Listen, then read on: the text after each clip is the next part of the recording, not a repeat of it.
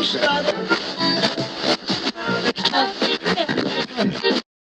everybody, welcome back to the Freedom Pines podcast. I'm your host, Jamie A.B. Today's video is already, it's already proving to be very difficult for me. As you can see, I've already been crying, and that's just me talking. So I want you guys to know that I'm not turning on a camera and crying or, telling my sob story to, make people feel bad for me or anything. I want people to understand and see things from other people's points of view of what they went through during the Panini press, okay? And so today's episode is obviously part 2 of why I supported the convoy, and this part is going to be very hard to get through because this is my grandma not being well and dying from cancer because of the lack of access to health care that we had during the pandemic.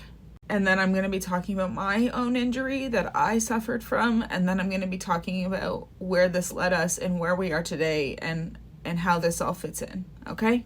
So put on, do some dishes, put on the podcast, do some dishes, do some chores, because it's going to be another long one.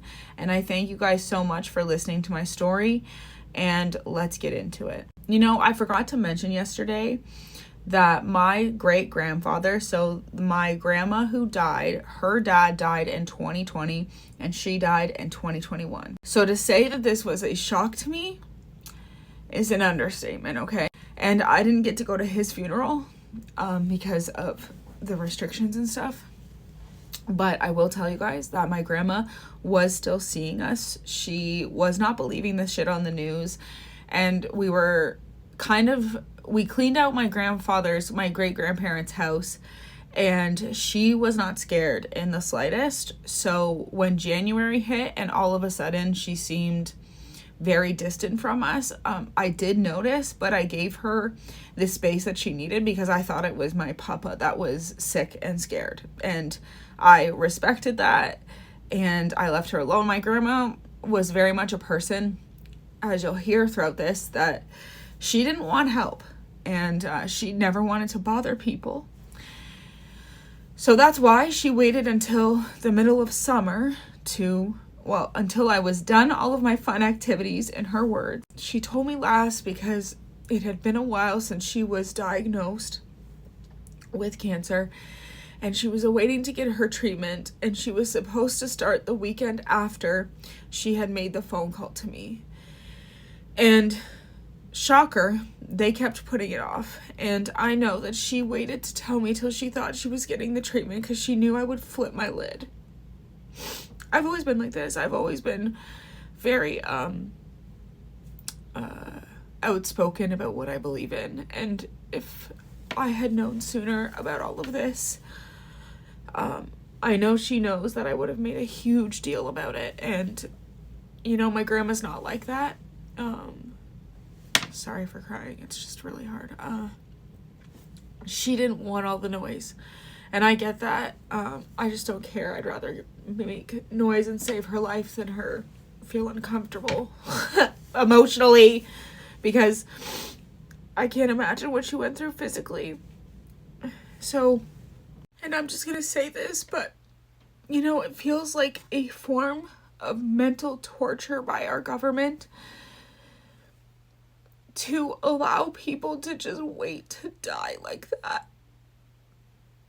And I don't care that I'm crying because it's fucked up, and I don't know how to not cry when I talk about this, because calling my grandma once a week and asking her if she's receiving her cancer treatment yet was fucking me up mentally, as you can see.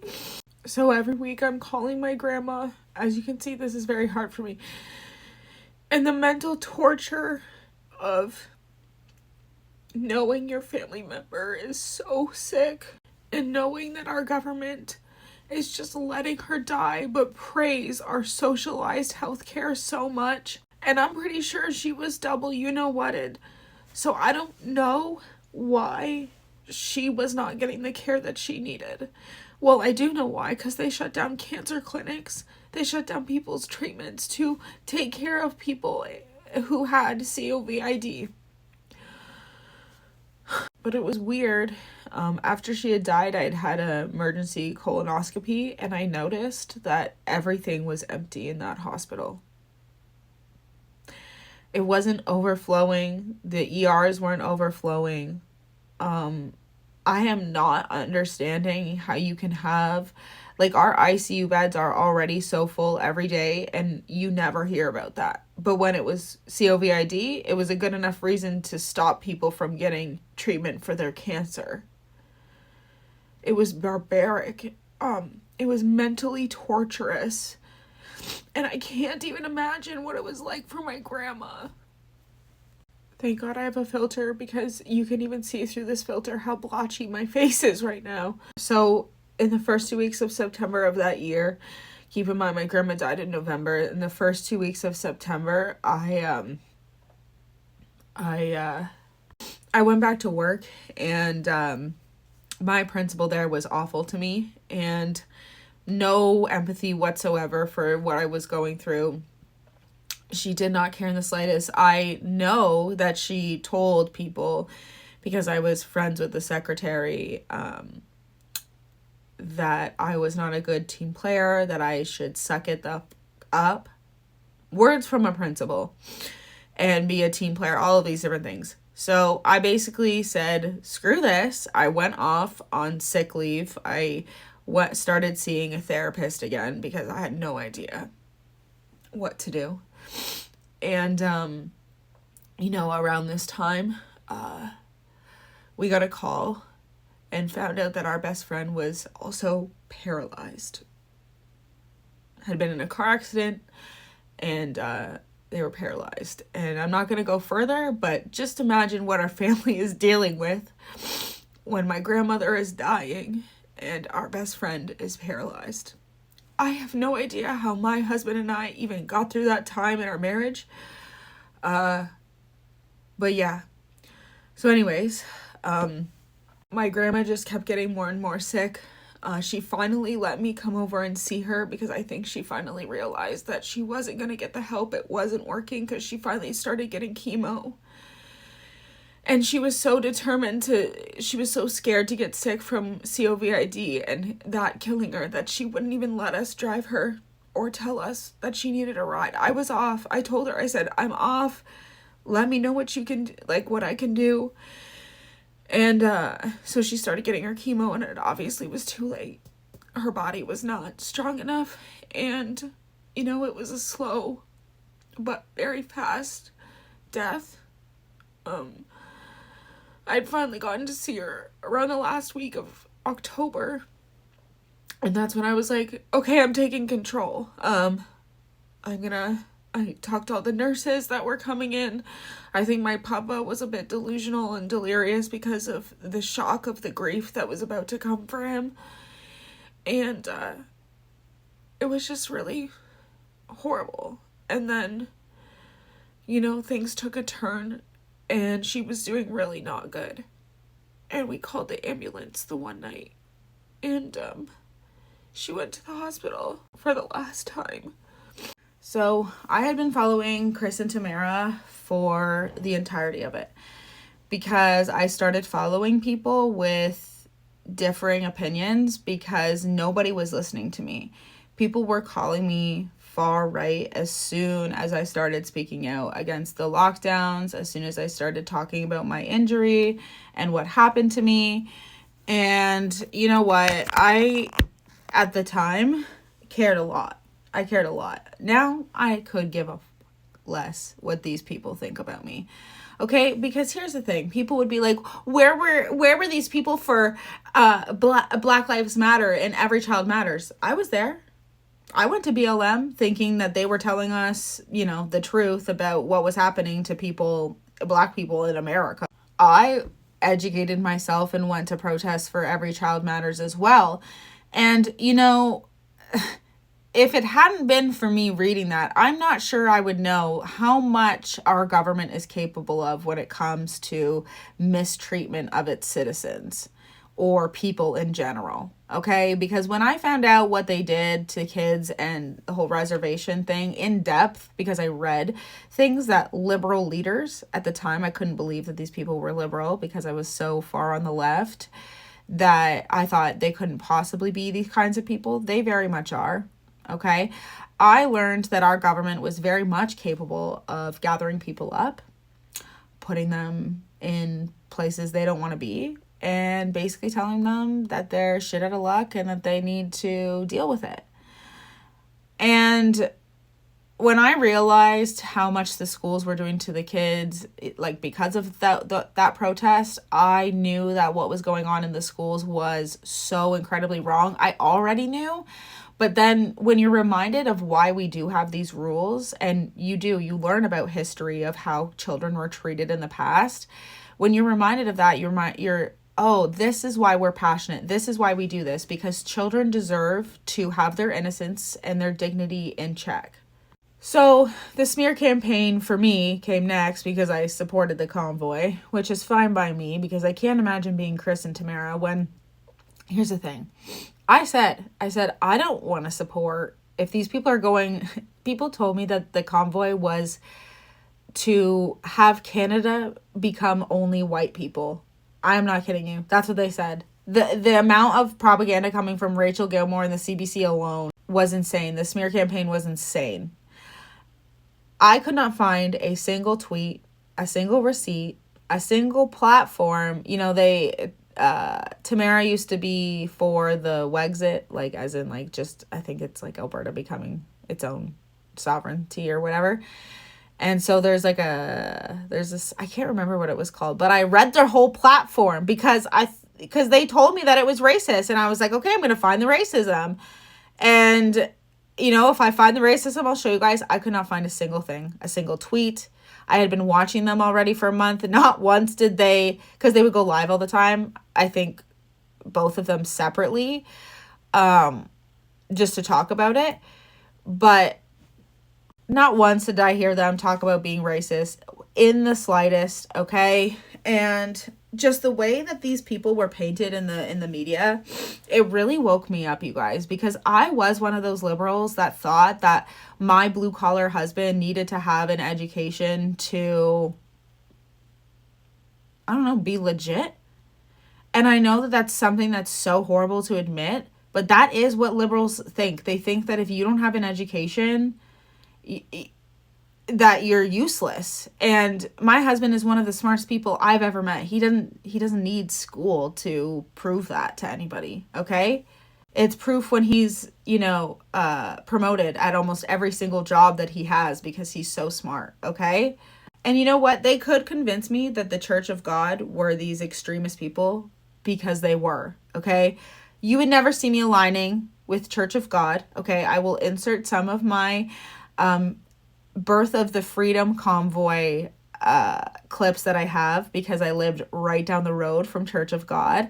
Church of God does not have the best reputation in our community, you guys, okay? I have seen people from Church of God pick up a fucking orange and lick it and laugh about it and put it back in no frills, okay? There have been multiple allegations about harming children against that place. And the way that I've seen them act in public, it doesn't seem far off. Now, obviously not everybody there, but I'm just saying.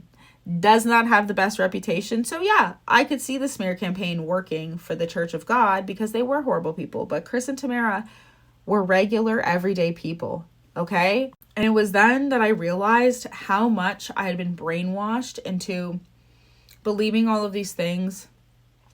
And when I tell you guys that I was so green that I've been Canada First for a long time because I thought it was the more eco thing to do would be to travel within Canada rather go on a plane somewhere, even though it's significantly cheaper to go on a vacation somewhere else than it is to drive anywhere in Canada to go on a vacation, by the way. Chris and Tamara were genuine people from what I could tell. And even if they had skeletons in their past, it was not being brought forth with evidence in the slightest to make me believe that they were going to be, there on behalf of white supremacists, as the CBC would love to say. And that's when I started watching live streams. I started watching live streams of people who were there on TikTok, YouTube, all the rest, and then watching the CBC coverage.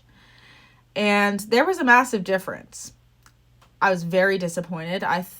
It was like a light being shone on me. And I couldn't believe how much they had been BSing the convoy.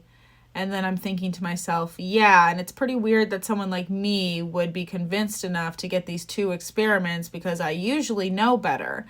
And I just kind of started thinking, like, this is wrong. This is not okay. And this was around the time that my Instagram was hacked. Yes, because we live in a country where people can hack your Instagram and then steal money from people and fraud you and steal your identity. And the government can't do anything about it or doesn't really care. So when you ask the government, or when the government asks you, hey, do you guys want to sign up for digital ID? Remember to say no, because they can't even protect us now, let alone if all, and our information is attached to most of the things that we do. So you would think that, you know, because they were able to put all of these warnings on every time we mentioned COVID, you'd think they'd be able to get rid of things like CP or CSAM and stuff like that, but I digress. It made me truly realize that everyone will just believe the media and whatever they tell them without a single piece of proof. Right now, this Pierre Poilievre antichoice.ca, some crap like that, literally people are using it as proof that Pierre Poilievre is pro-life, rather than the clip of him saying, I'm not going to touch abortion, but that's obviously for a different day. The lies, I couldn't believe how many lies were told to us. And think about what I had gone through up until now. Think about public health telling me they're watching me. Think about all the stuff that I seen in schools, how nobody cared about us, the unions, the provincial government, the public health. Think about how many times I had been failed by the government. And this was the most organically led protest that I had ever seen in my life. We all were bringing such different, incredible, and valid and truthful stories together, and we were actually connecting like Canadians again. Because for years, we had been told that we were responsible for the things that our ancestors did not even participate in, you guys. Our ancestors had nothing to do with our government colonizing people. That was the government. And if you want to talk about bloodlines, Justin Trudeau's dad is actually somebody who never shut those things down. So after my own research, I stood on 10 toes. And you know what? The left kept saying the absolute most BS you've ever heard, because the left loves to use other causes to throw in people's faces. Do you remember what they did during the convoy? They said, well, I can't believe you guys haven't raised enough money for clean drinking water for the Indigenous. And people said, okay, bet. And then they started a GoFundMe. Do you think that the left or whoever wanted to, critique that donated? No, they didn't. So not only did they throw someone's problem back into their face and just remind them about it without doing anything, but why do you only care about things when other things are happening? Because I haven't heard you guys care about clean drinking water at all, despite that being one of Justin Trudeau's promises. So another reason why I was watching my view of the left crumble completely. When I watched the convoy, I had never felt more hope in 2 years. Felt like 4 years. 2 years. It's 5 years now since 2020, but I digress. I had never felt more unity, more hope, more citizen-led unity. I'm telling you guys, there were people of all colors there. That's why I couldn't believe this. And I remember watching this TikTok of this one man who was black, and he didn't get a passport. If you know, like a passport after you get those 2 things. And he went to go watch it was either his son or nephew play hockey, and he was not allowed in the building. And he was like, I just can't believe you guys don't see how this is messed up. That they're not letting, you guys cry racism all the time. And then, how do you think it makes me feel as a black man that I'm not participating in your medical experiment, that I have to be denied into a building? Like, according to you guys, that should really affect me, and you guys aren't standing on your ethics or morals. I mean, besides that, you know, they still pretend that none of our rights were taken away. Do you remember what they would say to us? Some things are privileges. Those things are privileges. And I couldn't believe it when we would see things in the news like the unvaccinated should just unalive. We shouldn't provide health care to them. Really, because when I went to school, and I went to school before all of the woke stuff happened, we learned that no matter what, if you're going to have universal health care, you give it to everybody. Why is that? Because if you can steep into murky waters if we decide, you know, should we allow people who were drinking and driving and got into an accident to have health care? Do you think we should give free health care to people who are obese?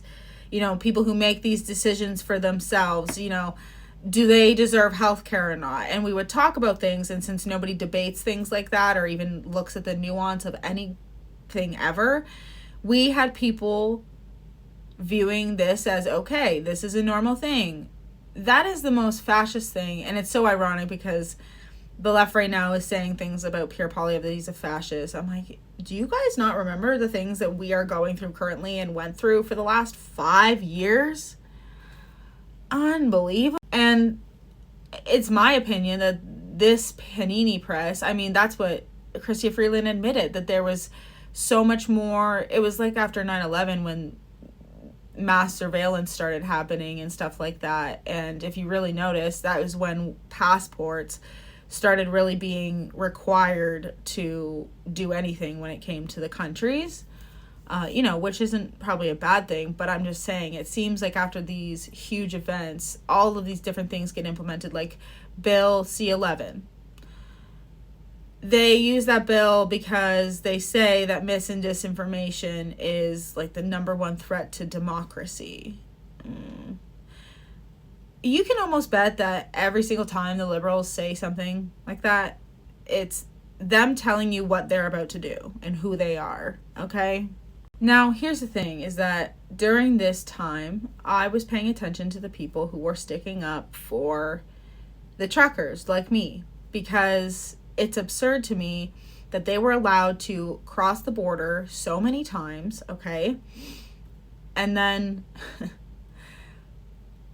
be told, you know, that you're not good enough anymore. Most isolated job you could be, by the way, trucker.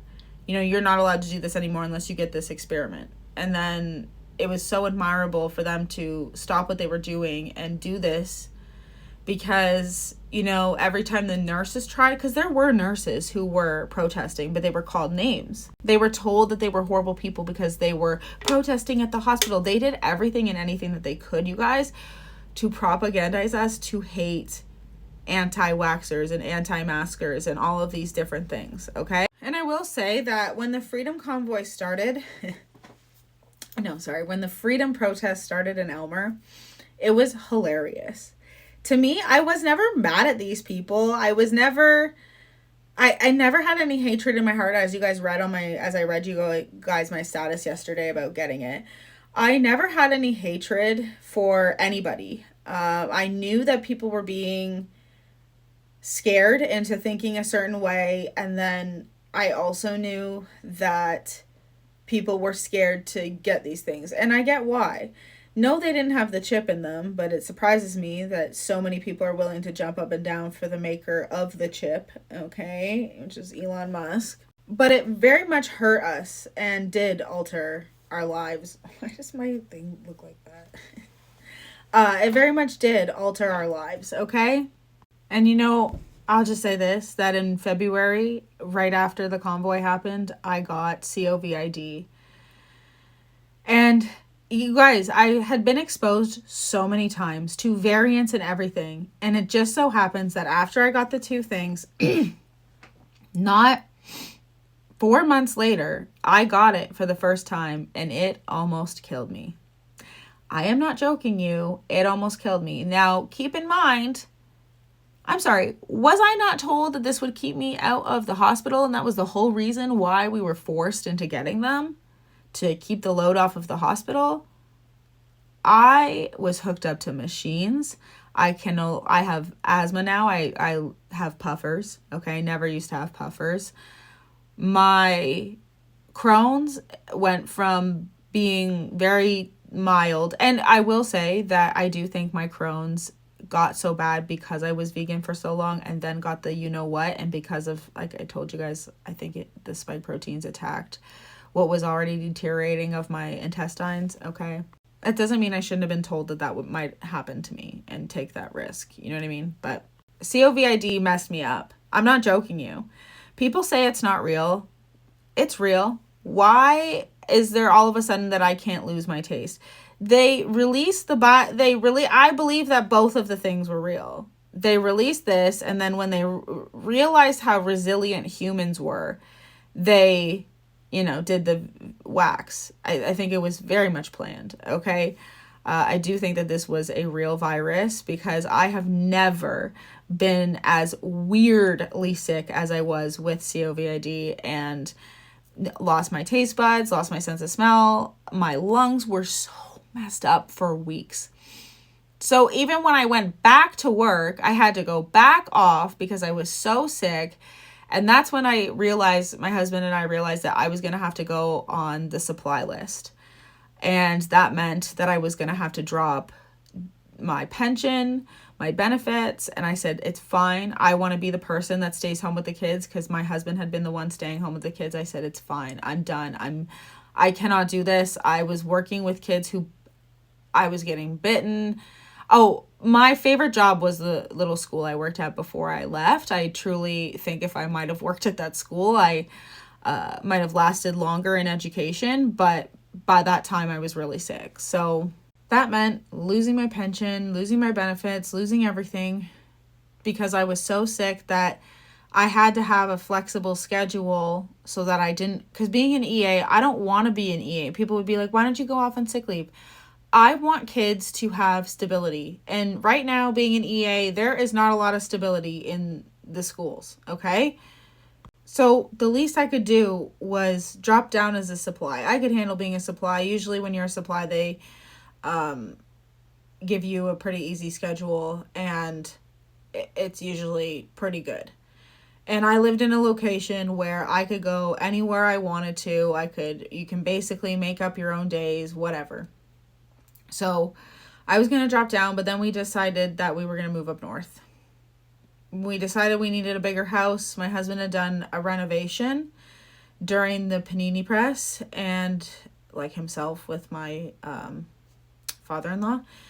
And we didn't have enough money. That was when I discovered all of the stuff about gas and oil and stuff, because solar panels were not affordable in the slightest. And that's when we decided that our house wasn't big enough. We didn't have enough money to put in an official second bathroom. So we decided that we were going to move. And when we would look around our Southern Ontario area, there were not a lot of houses that were in our price range for the size we needed to get out of, to move into, and we didn't want to be paying off our mortgage for life. So we sold our house and moved 7 hours north. Here, my husband gets paid enough money. He gets actually paid more, before taxes, he gets paid. He's supposed to be getting way more, but before taxes, he gets paid more than we did combined down south.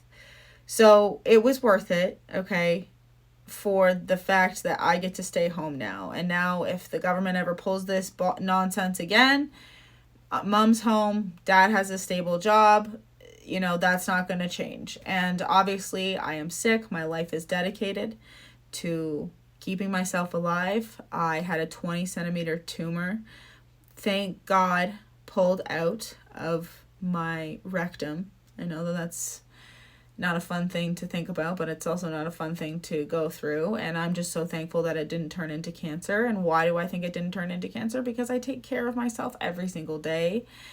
And my life is so unbelievably different than it was in 2019, okay? We had friends that we did everything with, everything.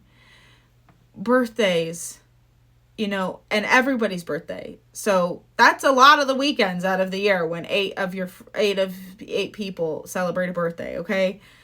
Every holiday except for Christmas, every long weekend, we would go grocery shopping together. We lost our village in so many different ways. And, you know I'm not the only one who went through that. And then, you know, I never would want to burn bridges, but I don't know if my family even sees my grandma's death the way that I do it, and I blame the government. I don't know if they do, if it angers them, if it is or not, because I think that people didn't see things the way that I was seeing them, and that's okay. But, you know, it's been, the last few years have been quite eye-opening for me, because I was somebody who, you know, would drop anything to help anybody and everyone all at once. And I've just had the worst luck.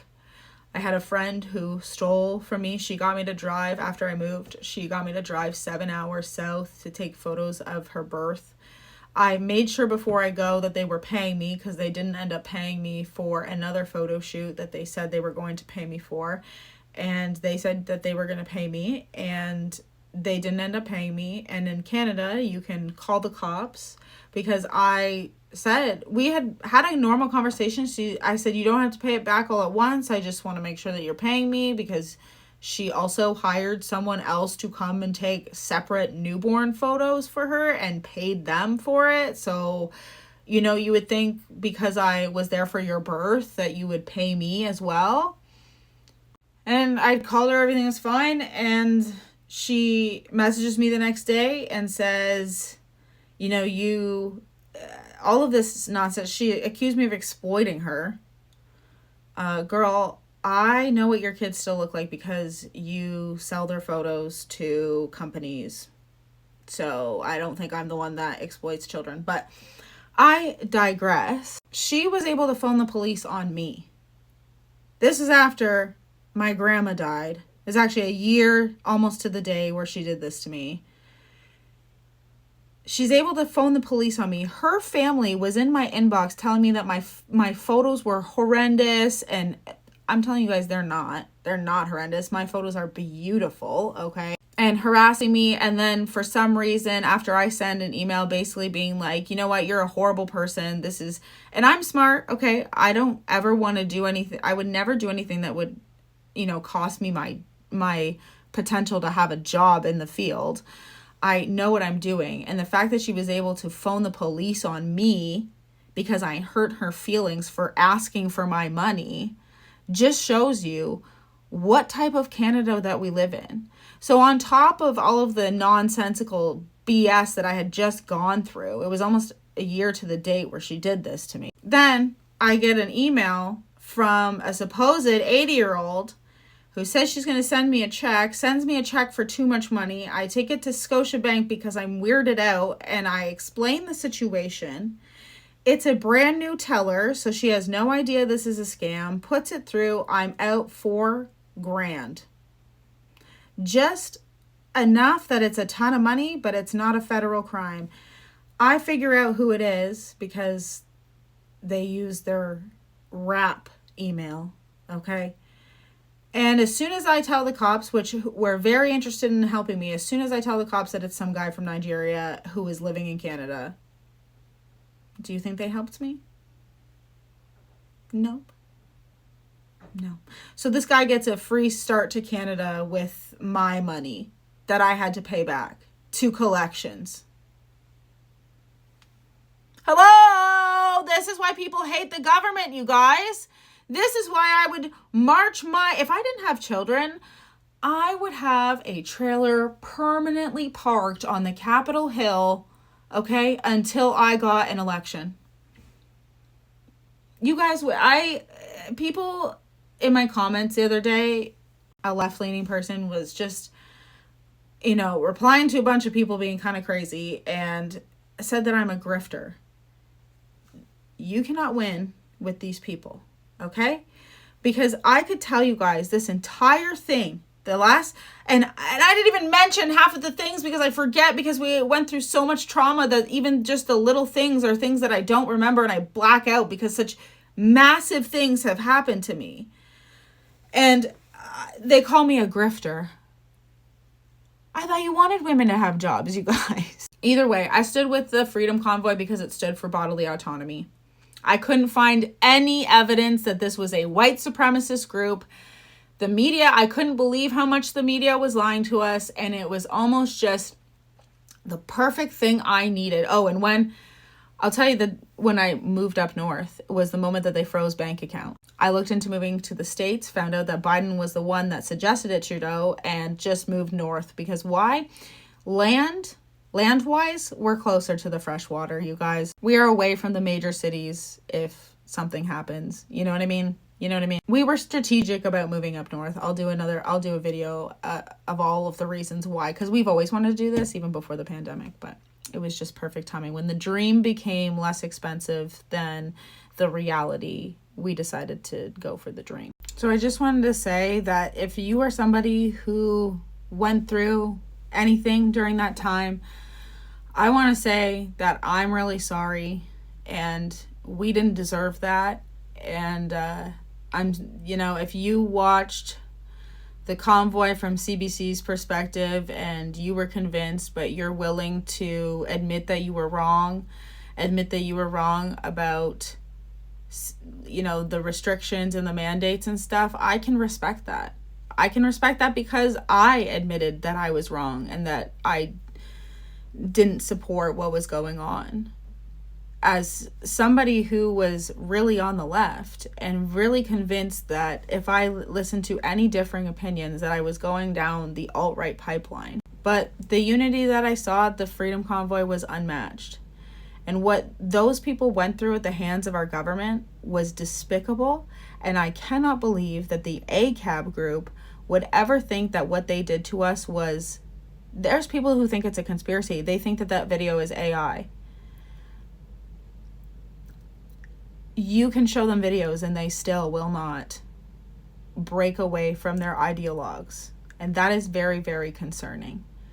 But for those of us who were patriots and supported the small businesses that were forced to be closed, supported all of the people who were being forced into taking something they didn't want to, supporting people who were saying that the lockdowns weren't a good idea, maybe because women were being abused in their homes, and Pierre Poilievre coming and, at least talking to the truckers and making himself known was very impressive to me. And that's why I've been following him ever since. I was very impressed with him telling Trudeau that nobody believes you during the We Charity scandal situation where he was talking to him. And I loved that. I loved that someone was finally putting Trudeau in their place, and I love it now. People don't really understand that it's his job to be the opposition and call him out on stuff, and it's about time we had someone who was a real opposition. So Pierre Poilievre also the Conservatives tried to put through a bill that would make sure that we would not be subjected to those mandates, and the Liberals denied it. That for me is I'm not a one issue voter, but that is a one issue voter for me. That's one issue that I will stand on all of the toes, because that impacted my life. That impacted my life more than any other decision that any governments have ever put through. And I know a lot of people think that it was all provincial. I have the clips of Trudeau saying, we are going to make sure that this is implemented. So, I thank the truckers for being brave enough to do this. I don't know how they could be painted in the way that they were when their whole thing was bouncy castles. Okay, it's deeply concerning, the grip that the media has on the Canadian public. But I know that those of us who are seeking truth and seeking, a differing opinion, we know that it's out there. And I just want to thank you guys for listening to this. It's a long one, obviously, and I was really upset in the beginning, but I'm not sorry, because that's what I went through, and those emotions are my reality. I think about my grandma all the time. I cry all the time. But when I was looking through her stuff, I'm going to read this thing before I go, okay? I found this in her stuff that she had when her mom died in 2018. And it's called A Limb Has Fallen. A limb has fallen from the family tree. Keep hearing a voice that says, grieve, but not for me. Remember the best times, the laughter, the songs, the good life while I was strong. Continue my heritage, I'm counting on you. On smiling, and surely the sun will shine through. My mind is at ease, my soul is at rest. Remembering all, know I was truly blessed. Continue traditions, no matter how small. On with your life, just don't stare at the wall. Miss you all dearly, so keep your chin up till the day comes where we're together again. So I found that in my grandma's closet after she died. And when life becomes so expensive that I have to think about how I can even afford to do some of the traditions, because that's my grandma and that's my dad at Wonderland. It pisses me off. This government has ruined our country, and there are genuinely people who do not want to hear people out on how these policies have ruined people's lives. But she's a real person. She deserved health care, even if there was a pandemic. So yeah. These are the stories of people who have gone through real things, and you might be one of those privileged people who did not have to go through the trauma that other people did, but hearing people out might give you a different perspective as to why people are so mad at the government. So I hope you all have a great day. I might come back and do a Doug Ford thing because he's wilding out, but I just want you guys to know that we'll carry on. In the words of My Chemical Romance, we will carry on, okay? And hold on tight, because things will get better. They have to, right? Right? Okay, guys.